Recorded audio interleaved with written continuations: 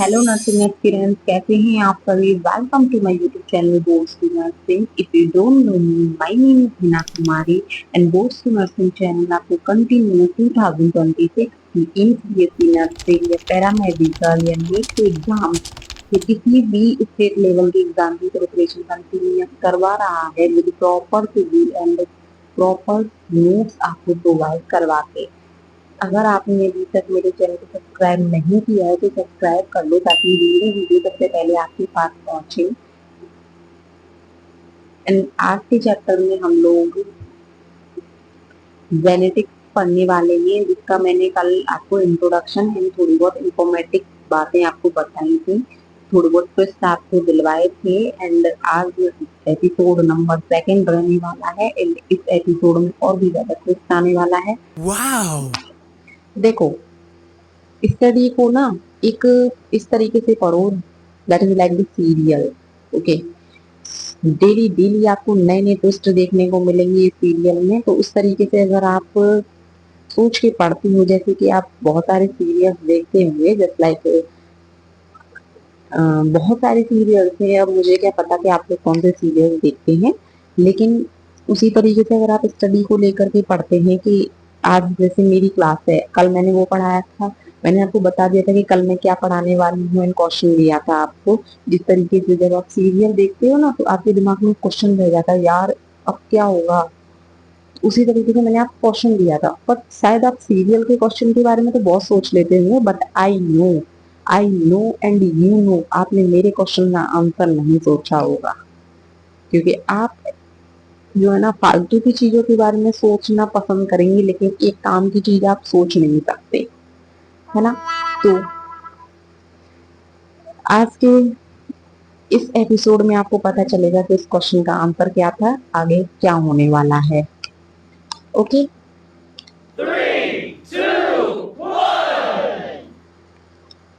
तो देखो, कल मैंने आपको बहुत सारी चीजें पढ़ाई थी। मैंने कल आप लोगों को जेनेटिक्स टर्म के बारे में बताया था एंड फादर ऑफ जेनेटिक्स के बारे में बताया था एंड जेनेटिक टर्म किसने दी थी इसके बारे में बताया था, डेरिवेशन के बारे में बताया था, हिस्ट्री ऑफ मेंडल पढ़ाया था एंड बहुत सारे ट्विस्ट भी आपको दिखाए थे कि कैसे कैसे ट्विस्ट आए हैं। ओके,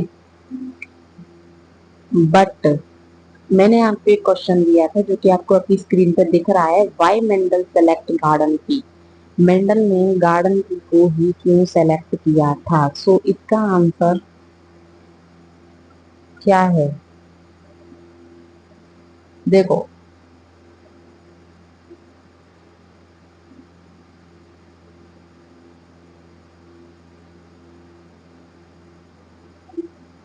इसका आंसर क्या है, एनीबॉडी टेल। किसी ने सोचा था या नहीं। देखो, फर्स्ट पॉइंट है, उन्होंने क्यों इसी ही प्लांट को लिया था, गार्डन की प्लांट को ही क्यों लिया था। तो इसका एक पॉइंट तो है,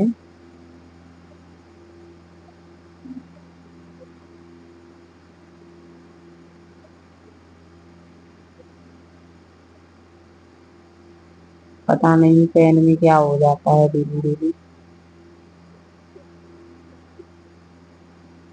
लाइफ स्पैन, लाइफ स्पैन जो थी इनकी बहुत ज्यादा शॉर्ट थी इस प्लांट की।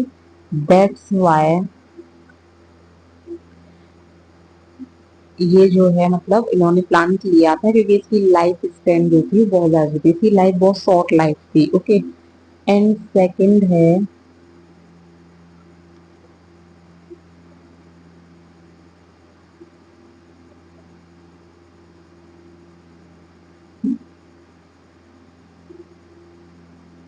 Bisexual plant. ये एक बाइसेक्सुअल प्लांट है, फीमेल एंड मेल इसी प्लांट में दोनों मिल जाते हैं तो हमें ज्यादा प्रॉब्लम नहीं होती है।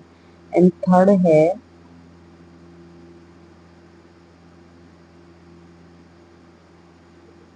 आर्टिफिशियली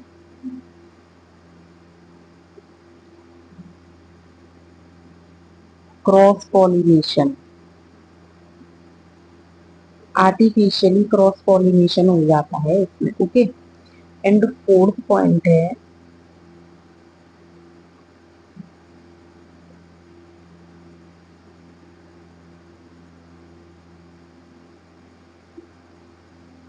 मल्टीपल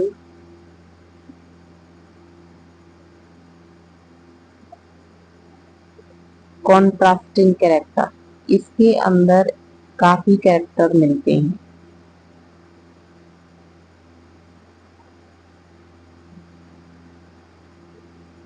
बहुत सारे कैरेक्टर हमें इसमें मिल जाते हैं देखने को। तो ये है जैसे कि life stem short, bisexual plant, artificial pollination, okay, cross pollination and multiple contrasting characters. Okay, देखो मैं बोल रही हूँ फिर भी पता नहीं थोड़ा पेन थोड़ा अच्छे से नहीं चल रहा है, दैट्स व्हाई थोड़ी सी प्रॉब्लम हो रही है, बट अभी चलते चलते थोड़ा सा ठीक हो जाएगा, ठीक है।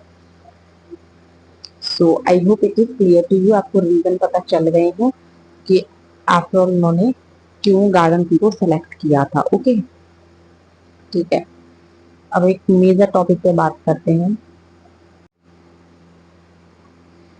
देखो 7 कैरेक्टर्स कौन थे जो मेंडल ने उस प्लांट में देखे थे, तो एक एक करके कैरेक्टर्स के बारे में बात करते हैं। These are the characters, these are the dominant and these are the recessive. Okay, dominant जो होता है ये dominant F1 and F2 generation दोनों में शो होता है, ठीक है। सबसे पहले बात करते हैं स्टेम लेंथ की। स्टेम लेंथ में डोमिनेंट जो होता है, जो दोनों जनरेशन में दिखेगा वो टॉल होगा, एंड रिसेसिव जो होता है वो ड्वार्फ होता है। ओके, ड्वार्फ, ठीक है, ठीक है। सीड शेप की बात करें तो डोमिनेंट जो होता है वो राउंड होता है, राउंड होता है इस तरीके से, ठीक है। एंड रिसेसिव जो होता है वो रिंकल होता है। ये टेबल बहुत ज्यादा इंपॉर्टेंट है, इसे ध्यान से देखना। रिंकल मतलब इस तरीके से चिपड़ा सा हुआ। सीड कलर देखें, सीड कलर देखें तो डोमिनेंट में सीड कलर येलो होता है, ओके, एंड रिसेसिव में सीड का कलर ग्रीन होता है। ओके, ठीक है। अब कोड शेप देखते हैं।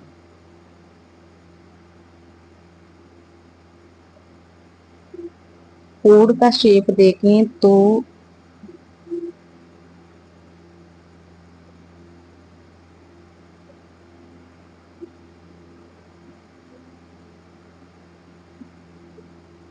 इन्फ्लेटेड होता है, एंड रिसेसिव में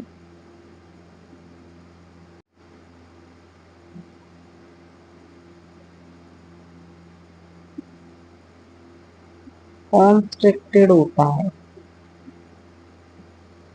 ठीक है।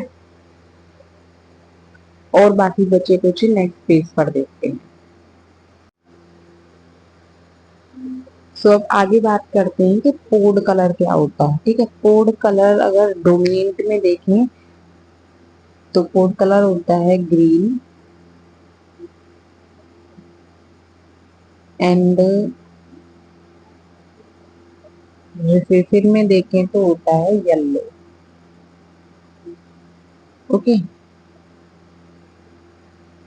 एंड फ्लावर पोजीशन की बात करें, फ्लावर पोजीशन तो फ्लावर पोजीशन डोमिनेंट में होती है एक्सियल, एंड रिसेसिव में होती है टर्मिनल। अब फ्लावर कलर की बात करते हैं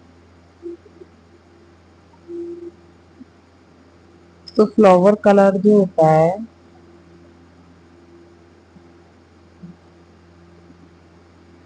डोमिनेंट में होता है वायलेट, रिसेसिव में होता है वाइट। सो ये थी एक प्यारी सी table with highly marks, highly demand, because ये टेबल बहुत ज्यादा इंपॉर्टेंट है आपके एग्जाम से। इस टेबल से क्वेश्चन पूछे जाते हैं, वेरी वेरी इंपॉर्टेंट। आप इस पर बहुत सारे स्टार मार्क्स लगा लो। ये टेबल सच में बहुत ज्यादा इंपॉर्टेंट है क्योंकि 7 करेक्टर्स मोस्ट इंपॉर्टेंट है। ओके, अरे मोस्ट इंपॉर्टेंट है इसीलिए तो मेंडल ने लिया था ना, ऐसे ही थोड़ी ले लिया था। दैट्स वाई ये 7 करेक्टर मेंडल जी ने अब आपके पढ़ने के लिए छोड़े हैं कि अब ये आपको पढ़ने, मैंने तो पढ़ लीजिए, एक्सपेरिमेंट करके किताब में छपवा दिया, अब आप पढ़ते रहना, ठीक है।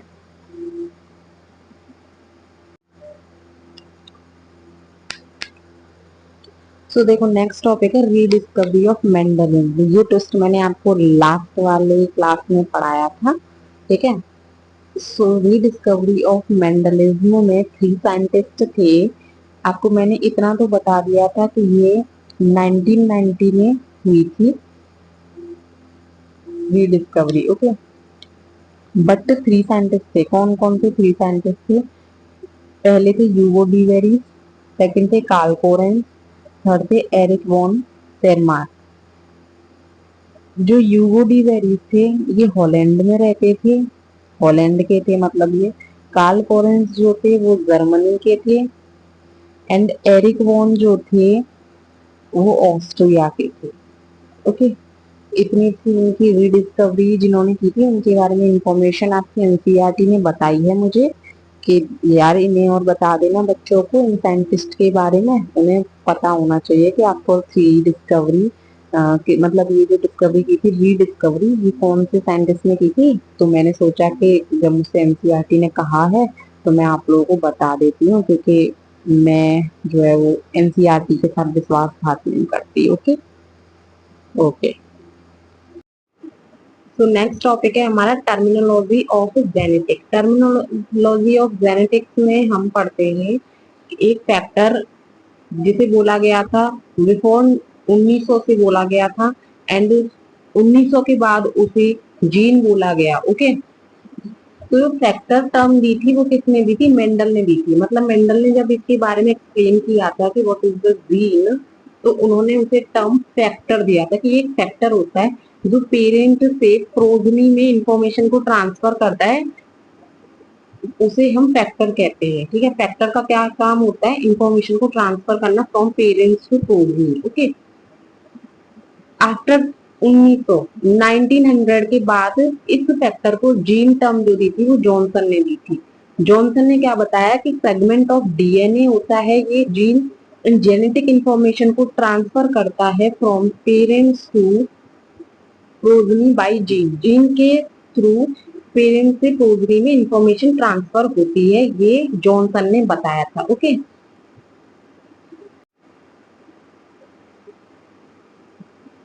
तो जो मेंडल थे, मेंडल ने फैक्टर को जीन बताया है, ओके।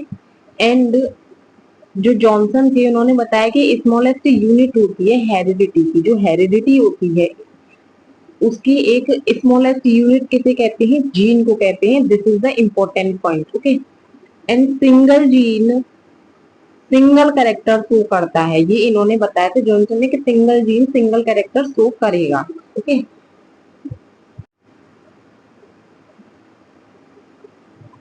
नेक्स्ट टॉपिक आता है एलील। एलील किसे कहते हैं? एलील होता है two molecular form of a gene, gene की जो टू मॉलिक्यूलर फॉर्म होती है उसे हम एलील कहते हैं। To contrasting and molecular form of a gene, contrasting होती है एंड उसी मॉलिक्यूलर फॉर्म को हम जीन कहते हैं, ओके ठीक है। एग्जाम्पल क्या है इसके? एग्जाम्पल है capital T double T, capital T and small double T, ठीक है। ये एलील्स है। अब टाइप्स ऑफ एलील देखते हैं तो उससे आपको पूरा का पूरा टॉपिक ही समझ में आएगा, ओके। अब देखते हैं types of allele. Types of allele में आती है एक तो homozygous allele and second is the heterozygous allele. Homozygous allele, homo का मतलब पता है, होमो मतलब सेम, हेटेरो मतलब डिफरेंट। तो इसमें तो सेम सेम वाली आ जाएगी एंड इसमें डिफरेंट डिफरेंट वाली आ जाएगी, ओके। तो इसकी डेफिनेशन हम ऐसे लिख सकते हैं, बोथ फॉर्म्स सिमिलर। ठीक है, सिमिलर। तो मैंने आपको 3 एग्जांपल्स बताए, उनमें से कौन कौन सी आएंगी इसमें? सिमिलर कौन कौन सी थी? Capital double T and small double T, यही तो थी सिमिलर। एंड हेटेरो आएगा, इसमें डिफरेंट आएगी। तो बोथ फॉर्म डिफरेंट, इसमें डिफरेंट आएगी।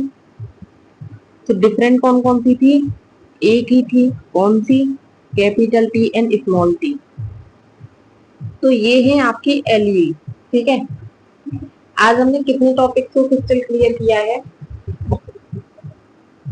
आज हमने एक तो क्वेश्चन जो मैंने आपको होमवर्क में दिया था उसके रीजंस बताए हैं कि वाई मेंडल सेलेक्ट गार्डन की, उन्होंने सिर्फ और सिर्फ गार्डन की को ही क्यों सेलेक्ट किया था। एंड 7 कैरेक्टर्स के बारे में पढ़ाया है। एंड रीडिस्कवरी जो मैंने कल आपको बताया था उसको मैंने और एक्सप्लेन किया है further. In terminology of genetics में बताया, एंड एलील बताया, टाइप्स ऑफ एलील पढ़ाया है। काफी टॉपिक्स हो चुके हैं आज, दैट्स व्हाई आज के लिए इतना काफी है। इन सारी चीजों को नोट करके आप लोग रिवाइज करना। एंड जो डेट्स हैं उन डेट्स को याद करना, क्योंकि डेट्स बहुत ज्यादा इंपॉर्टेंट है, इन साइंटिस्ट के मेनली इंपॉर्टेंट है। एंड ये एलील है, ये बहुत इंपॉर्टेंट टॉपिक है। ओके,